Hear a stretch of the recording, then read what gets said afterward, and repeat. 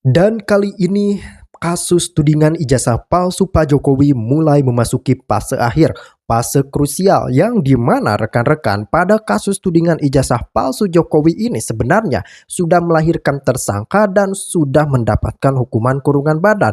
Maka dari itu kita akan melihat bagaimana para tersangka Roy CS yang tentu saja benar-benar seolah dapat hantaman keras dari tuntutan balik Pak Jokowi yang tentunya didukung oleh bukti-bukti yang sangat-sangat tidak bisa dibantahkan sama sekali.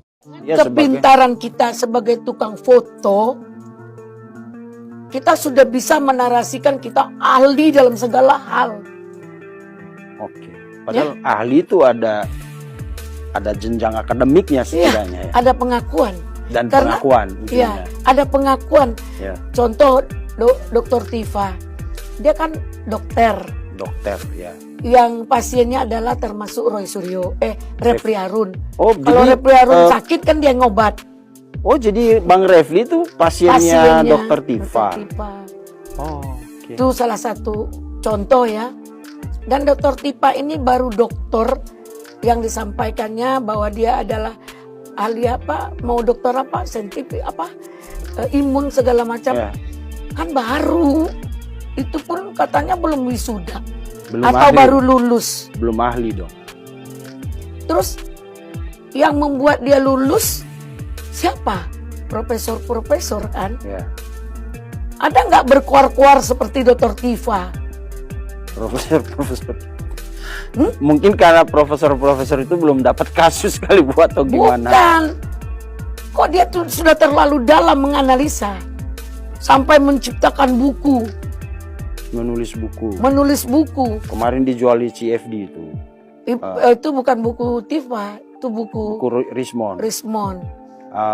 Endgame, apa namanya? Iya. Endgame. Oke, Gibran lanjut Bu. Soal Tifa, gimana? Dia belum ahli menurut Ibu? Belum. Rismon? Rismon saya gak mendalami, tapi cuman ada hal yang membuat ketika dia kuliah di Jepang, ya. Cuman saya belum waktunya saya bongkar. Gitu. Oke. Tapi kan waktu itu Bang Egy yang minta mereka jadi ahli. Benar. Terus kenapa sekarang dikatakan diragukan keahlian? Jadi saksi ahli. Oh, saksi ahli. Ya. Yang masih perlu ditambahkan sehingga itu harus diakomodir oleh penyidik, ya, dilakukan pemeriksaan lagi kalau itu berkaitan dengan saksi maupun dengan ahli. Tapi memang pada faktanya, ya, pada saat berkas ada di kejaksaan tinggi dalam hal ini, kan penyidik kalau nggak salah melakukan penyidikan ya kepada pemeriksaan kepada 3 ahli ya kalau nggak salah ya, 3 ahli. Barangkali ini yang menjadi dasar kenapa menjadi P19. Karena saya mengatakan bahwa ya berkaitan dengan masalah rujukan kasus ini kan baik dari pihak kejaksaan maupun dari pihak Polda Metro, ini kejaksaan juga kejaksaan tinggi DKI, ini kan harus hati-hati, jangan sampai salah melangkah gitu. Ya. Nah, cuma kalau kita melihat lagi dari parameter kerja penyidik ya dan juga dari pihak petunjuk dari kejaksaan, apakah perkara ini dihentikan? Menurut saya nggak bisa, karena P19 itu bentuknya petunjuk, artinya berkas yang ada yang sudah diterima oleh kejaksaan itu masih terdapat kekurangan, masih terdapat hal-hal yang harus dipenuhi, misalnya tadi ya, apakah pemenuhannya berkaitan dengan masalah ahli yang diperiksa oleh Polda, ya, Polda Metro dalam hal ini, atau memang ada hal-hal yang lain. Ini yang tahu hanya penyidik dan pihak dari kejaksaan. Dan menurut Bapak, possibility bahwa berkas itu dikembalikan, apakah ahli atau mungkin karena ada pasal-pasal gitu? Kalau saya melihatnya ini berkaitan dengan ahli ya, karena lebih kayak ahli gitu. Ya, karena kan kita tahu pada saat berkas sudah dilimpahkan ke kejaksaan, kalau nggak salah tiba-tiba Roy Suryo, Rismon, ya, itu mengajukan ahli yang disampaikan oleh Refli Harun.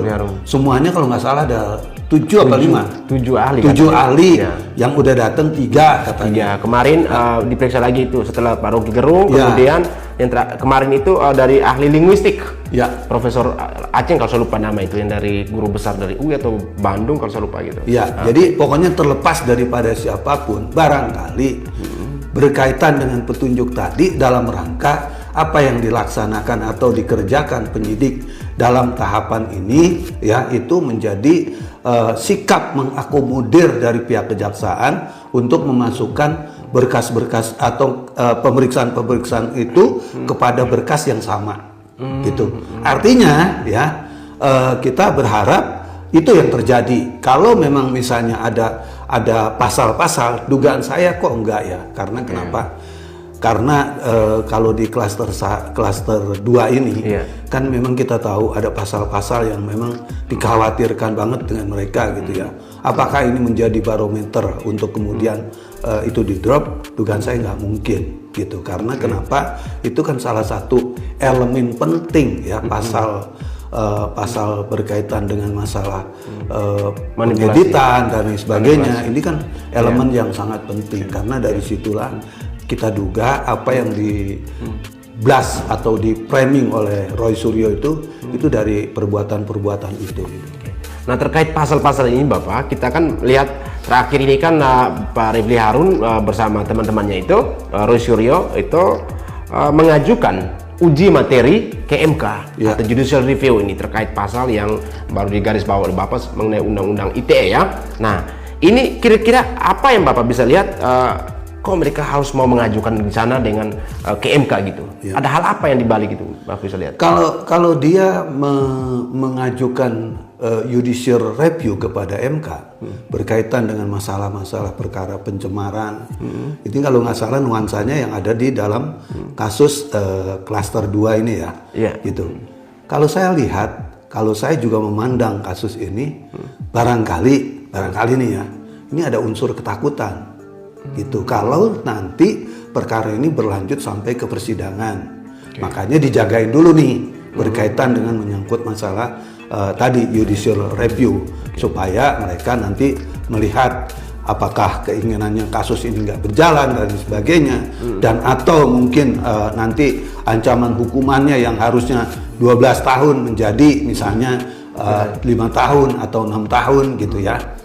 Kalau saya lihat dari kaitan ini, harusnya MK ya nggak boleh meladenin kasus-kasus seperti ini.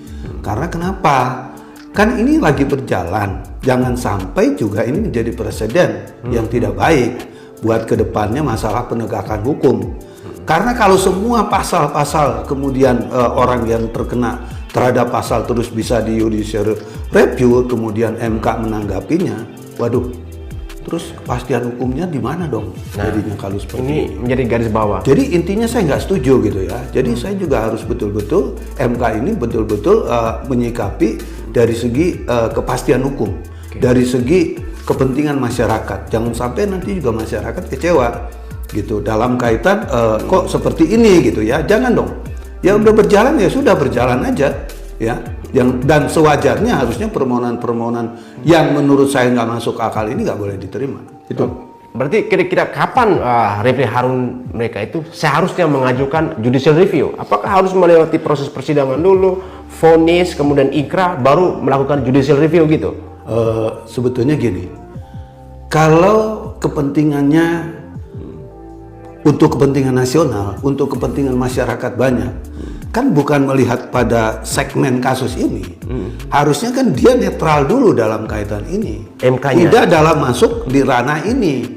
Sekarang kan Refli Harun ini kan salah satu penasihat hukum atau pengacaranya dari Roy Suryo, Rismond dan Tifa kan.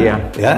Kalau dia masuk dan meminta diadakan judicial review berkaitan dengan undang-undang IT dan juga undang-undang yang lain ya, ini kan berarti ada subjektif kepentingan ya, kepentingan kepada Roy Suryo, Rismond dan Tifa. Apa bisa seperti ini? Yang menurut saya nggak boleh dong begitu. Kalau memang mau mengajukan dan parameter berpikirnya bahwa ini untuk kepentingan masyarakat, dia tidak boleh bersentuhan dengan kasus ini gitu. Berarti pengajuan atau judicial review itu harusnya sebelum pasal itu diberlakukan itu harusnya ya Bapak. Ya. Ketika pasal itu sudah diberlakukan, sudah sah, sudah diketok, berarti tidak perlu ada judicial review lagi gitu seharusnya. Dalam Begini. konteks gitu. Jadi Sebelum begini. kita melihat dulu bahwa ini bukan kepentingan umum. Karena memang dari pengembangan dari KUHP yang baru bahwa ada pasal 433 ayat 3 itu kan demi kepentingan publik. Refli Harun kan menegaskan di situ. Ya. Tetapi transformasinya ini kan dari 310 311 yang Ya. ke 433. Nah, soal pemberlakuan ini kan di mana judicial review itu harusnya lebih awal sebelum diberlakukan KUHP baru, harusnya seperti itu atau bagaimana, Pak? Ya, harusnya seperti itu gitu ya. Karena begini juga. Saya juga pernah bicara ya di sini, saya juga pernah menjelaskan di podcast-podcast lain, terus juga pernah saya sampaikan juga di El Sinta tentang keberlakuan KUHP yang baru. Barangkali memang ini akan menjadi debatable dalam waktu satu tahun ke depan ya. Karena mungkin ada orang yang berpedoman begitu undang-undang itu diberlakukan, maka dia bisa berlaku ke belakang atau berlaku surut. Berlaku surut Ya. Oke. Kalau saya katakan berkaitan dengan Kitab Undang-Undang Hukum Pidana yang bersifat umum, KUHP ini bersifat umum ya. Karena itu dijelaskan dalam pasal 1 ya. Ya. Pasal 1 ayat 1 Undang-Undang Kitab Undang-Undang Hukum Pidana. Hukum itu tidak boleh berlaku surut. Atau memidanakan orang itu harus ada dasar hukumnya dulu, baru orang itu bisa dipidana. Kalau kita melihat seperti itu, berarti kan kaitan dengan kasus ini kan nggak bisa menggunakan KUHP yang baru, harus berpedoman kepada KUHP yang lama. Tempusnya itu kan terjadi di Ya, sebelumnya. tempusnya itu terjadi pada sebelum KUHP yang baru ini berlaku. Juga tempat peristiwa kejadiannya yang menjerat kepada pasal-pasal yang diterapkan itu kan di KUHP yang lama gitu. Jadi nggak bisa ini dia adakan review seperti ini melalui MK dan lain sebagainya. Menurut saya nggak tepat. Dan tentunya juga ini bisa dikatakan punya kepentingan yang tidak rasional gitu. Nah ini mungkin saya ingin kita tanggapan Bapak, ini ada sesuatu yang agak kontradiktif ya dari pernyataan Pak Refli ya. Beliau mengatakan bahwa demi kepentingan publik atau public interest, artinya kan dasar di pasal 433 ayat 3 yang di KUHP baru. Nah, di sisi lain, dia adalah seorang kuasa hukum atau pengacara dari Roy Rismontiva. Seperti yang Bapak akan sampaikan tadi bahwa sangat subjektif terhadap kepentingannya. Nah, dua hal ini kan menurut saya itu bertentangan untuk diajukan judicial review. Apa pandangan Bapak dengan dua hal yang ketika Refli berani mengatakan itu? Kalau saya melihat dia mengatakan ini judicial review yang diajukan ke MK ini berkaitan kepentingan masyarakat. Masyarakat yang mana? Karena kalau kita melihat kepada masyarakat, sekarang dia punya kepentingan terhadap 3 orang ini kok, ya. Siapa? Roy ya, Rismond dan Tifa. Ini orang-orang yang dia lagi bela. Jadi kalau dia mengatakan bahwa untuk kepentingan masyarakat dan sebagainya, makanya kita perlu mempertanyakan nih, masyarakat yang mana?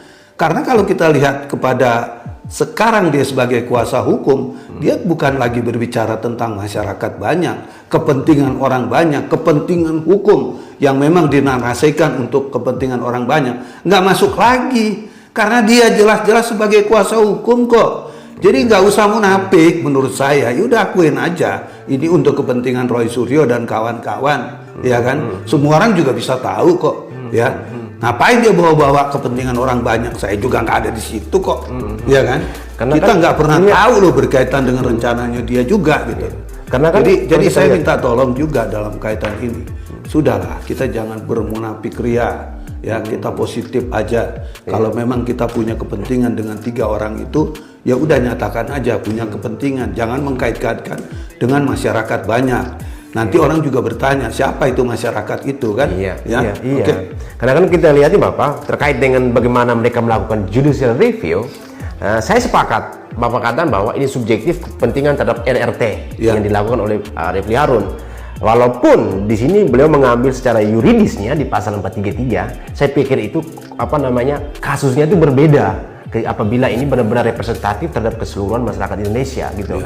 Nah, kalau dia juga mengatakan sebagai kepentingan publik, harusnya saat dia mengajukan ke MK, klaster 1 juga ikut dong Pak. Ya kan? Karena di sana kan KUHP lama dan KUHP baru. Pemberlakuan KUHP lama juga diterapkan pada klaster 1 kan. Nah. Saya jawab dulu ya. Karena dua kepentingan yang dimaksud ini juga menurut saya bias. Kepentingan yang seperti apa? Kalau kita melihat kepada kepentingan orang banyak dan lain sebagainya, ya, dan tentunya juga tidak dalam kaitan kasus-kasus yang sudah berjalan, ya kan? Itu kasus-kasus yang belum berjalan, gitu. Kalau ini kan sudah berjalan. Polisi sudah melakukan penyidikan, terus kemudian sudah menemukan alat bukti, sudah menemukan saksi, sudah menemukan juga ahli yang mendukung bahwa argumen-argumen Roy Suryo berkaitan dengan masalah dugaan ijazah palsu itu adalah sebagai rangkaian perbuatan pidana yang berbarengan juga dengan Rismond dan Tipa, gitu kan. Jadi kalau kita bicara tentang bahwa ini kepentingan siapa, gitu kan. Kalau dia kemudian menarasikan, saya kan peneliti, ya kan? Saya kan wajar dong kalau saya melakukan penelitian. Jadi penelitian saya ini kepentingannya orang banyak. Barangkali dia mau narik benang merahnya ke sana. Gitu loh. Secara akademisnya iya. Ya. Sekarang saya mau tahu, saya juga mau tanya. Ya, ini saya yang memulai juga. Saya dulu juga berkata di berbagai podcast, saya katakan.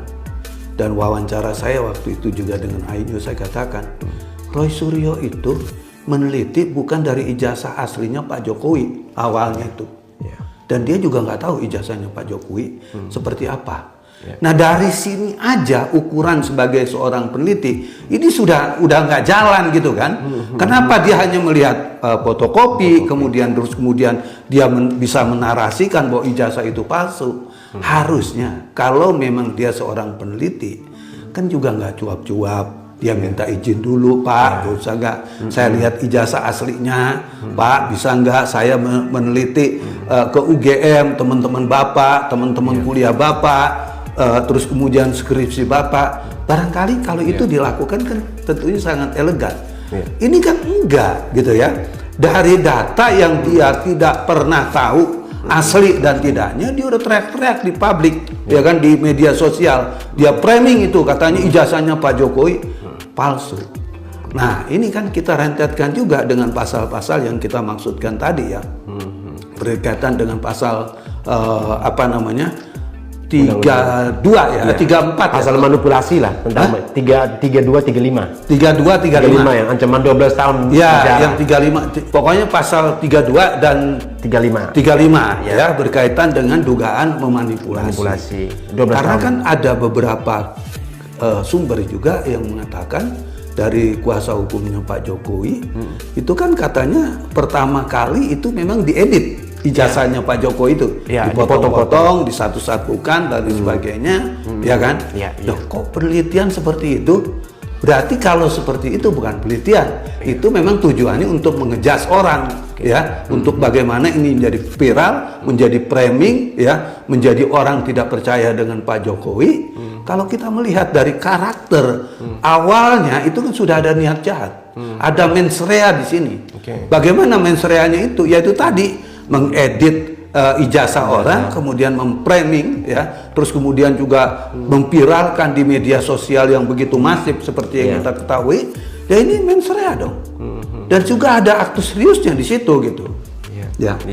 Ini saya pikir sepaham dengan saya yang pikirkan, karena kita memiliki referensi yang sama kan, terkait bagaimana awal mula terjadi kasus ini. Nah, dengan saya masih berada di sekitaran judicial review ini karena ini sesuatu yang sangat menarik, sekaligus ya kita sama-sama untuk menguji ya soal KUHP baru yang sudah diberlakukan, karena supaya tidak terjadi pembiasan. Karena apa yang dilakukan oleh Bang Refli Harun dan teman-temannya itu sebenarnya menurut Bapak ini, mungkinkah mereka ingin melemahkan KUHP baru atau mau seperti ingin meringankan tersangkanya atau menghilangkan semacam tersangka kayak Roy Suryo dan teman-temannya itu?